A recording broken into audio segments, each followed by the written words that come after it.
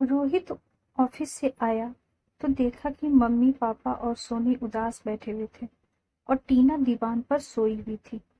रोहित को माजरा समझते देर न लगी। उसने जूते उतारे और हाथ धोकर सीधे टीना के पास जा बैठा। टीना के सिर पर हाथ फेरते हुए बोला, आज फिर दौरा पड़ा है क्या टीना को? सोनी तड़प कर बोली, ऐसा मत कहो रोहित, टीना को दौरे नहीं पड़ते।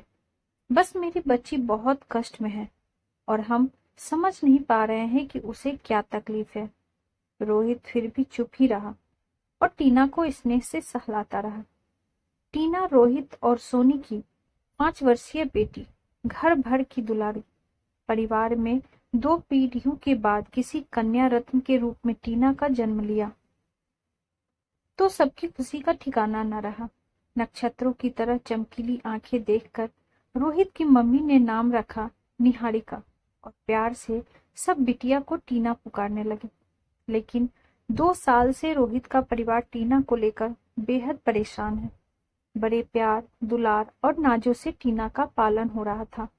सब अच्छा चल रहा था, लेकिन एक दिन टीना स्कूल से आकर दोपहर में सोई हुई थी कि अचानक चौंक कर उठी और जोर से चीखते हुए बोलने लगी, बाबू, मिट्टी मत डालो, मिट्टी मत डालो। बस अनवरत यही रटते जा रही थी। रोते रोते बेहोश हो गई। आवाज सुनकर घर के सब लोग टीना के पास पहुंच गए। सोनी ने टीना को गोद में लेकर पानी के छींटे मारे तो थोड़ी देर में टीना होश में आ गई। ऐसा पहली बार हुआ था तो सबने सोचा शायद टीना ने बुरा सपना देखकर डर गई होगी। लेकिन टीना के साथ यह बार बार होने लगा। 15-20 दिन बड़ी मुश्किल से अच्छे से गुजरते, फिर वही होता। यह क्रम 2 साल से जारी है। टीना को अच्छे से अच्छे डॉक्टर को दिखाया जा चुका है। ढेरों टेस्ट नन्ही सी जान के हो चुके हैं, लेकिन हमेशा यही जवाब मिलता है कि टीना पूरी तरह स्वस्थ है। कुछ समय नहीं आता कि सब ठीक होने के बावजूद टीना के साथ ऐसा क्यों हो रहा है। और बाद में जब नया से पूछा जाता कि बेटा क्या होता है आपको, क्या सपना देखा, क्यों डर गई, तो टीना कुछ ठीक से बता भी नहीं पाती। सोनी बेहद मायूस रहती। आखिर माँ है वो टीना की।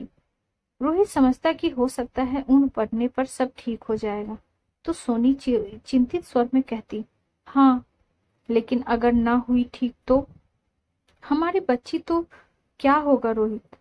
और सोनी के गालों पर आंसू ढलक जाते। एक दिन टीना के दादाजी टीवी पर कुछ देख रहे थे। टीना वही फर्श पर खेल रही थी। तभी टीवी पर एक मंदिर को देखकर टीना जोर से चिल्लाई, ये वही मंदिर है मम्मा, प्लीज मुझे वहां ले चलो। दादाजी, दादी, मम्मा, मुझे इस मंदिर के पास ले चलो, प्लीज ले चलो। सोनी ने टीना को संभाला और कहा, हाँ टीना, जरूर ले चलेंगे, पहले आप शांत हो जाओ। टीना शांत हो गई। सोनी ने पूछा, क्या हुआ टीना? टीना बोली, मम्मा, मैं बिल्कुल ठीक हूँ, मुझे बस इसी मंदिर के पास जाना है। बोलो न मम्मा, ले चलोगी? सोनी ने कहा, ठीक है, पापा से बात करते हैं। इस घटना को 1-2 दिन बीते होंगे कि टीना ने फिर वही जिद पकड़ ली। सोनी ने रोहित को सब बताया। रोहित ने पापा से बात की तो पता चला कि इस मंदिर की बात टीना कर रही है वो उत्तर प्रदेश के किसी गांव में है। आनन फानन में रोहित ने टीना को वहां ले जाने का फैसला ले लिया। दरअसल जब से टीना को नींद में चौंकने और बड़बड़ करने की समस्या हुई है, रोहित और घर वाले टीना की हर जिद पूरी करते हैं कि शायद किसी तरह टीना ठीक हो जाए। नियत दिन टीना को लेकर सोनी, रोहित और रोहित का एक डॉक्टर दोस्त और ड्राइवर उस गांव की ओर चल पड़े। टीना बहुत खुश थी। गांव पहुंचते तक रात हो जाती तो सबने रात गांव के नजदीक ही शहर के किसी होटल में बिताने का निर्णय लिया। अगली सुबह वे गांव की ओर रवाना हो गए। गांव में प्रवेश करते ही वही मंदिर दिखने लगा जिसका जिक्र टीना कर रही थी। मंदिर के पास पहुंचते ही टीना ने गाड़ी रुकवाई और सोनी का हाथ छुड़ाकर सरपट भागी। टीना के पीछे सब दौड़ पड़े। टीना दौड़ते हुए मंदिर के पास बने एक मकान में बेझिझक घुस गई। अंदर आंगन में खड़ी एक अधेड़ महिला के पैरों से लिपटकर बोली, अम्मा, लो हम आ गए। महिला अचानक अकचका गई और बोली, कौन हो बिटिया तुम? टीना बोली, अरे अम्मा, हम हैं तोहार छुटकी, हमें काहे नहीं पहचानी। तभी वहां एक हरिया नाम का आदमी आ गया। बोला, कौन छुटकी? टीना उस आदमी को देखकर डर गई। वो आदमी फिर बोली, तो हमारी लड़की थी जो 5 साल पहले गुम हो गई थी। छुटकी।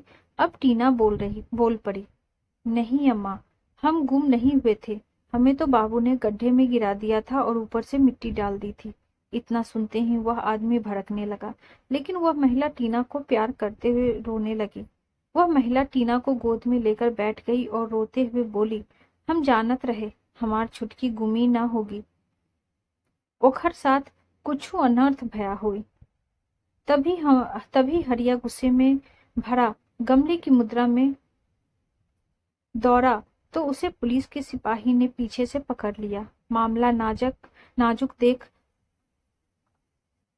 अंकुर के डॉक्टर दोस्त ने सुरक्षा की दृष्टि से फोन करके पुलिस बुला ली थी। महिला ने बताया कि हमार 3 बिटिया पहले से रही और चौथी ई छुटकी होई गई।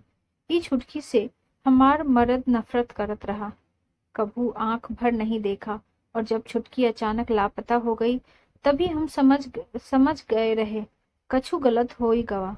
हम देवी दाई से भजते रहे कि हमार छुटकी का अच्छे घर में रखियो, जहाँ उको खूब लाड प्यार मिले।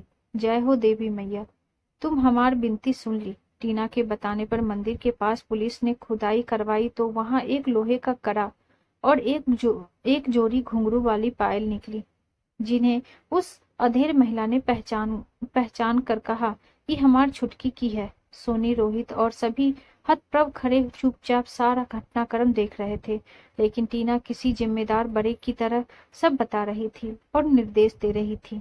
सारा मामला स्वच्छ पानी की तरह साफ समझ में आ चुका था। हरिया को पुलिस ने छुटकी की हत्या के जुर्म में पकड़ लिया था। टीना बेहद खुश नजर आ रही थी। सोनी लोग वापस लौटने का उपक्रम करने लगे तो टीना दौड़कर उस महिला के पास गई और बोली, हमारा काम खत्म हुआ अम्मा, जा रहे हैं, अपना ध्यान रखियो। इतना कहकर टीना वापस सोनी के पास आई और अपनी अम्मा का हाथ थामे गाड़ी में चढ़ गई। टीना के चेहरे पर खुशी और चमक रही थी। सोनी अपने लाडों को सीने से चिपकाए हुए राहत की सांस ले रही थी। Thank you.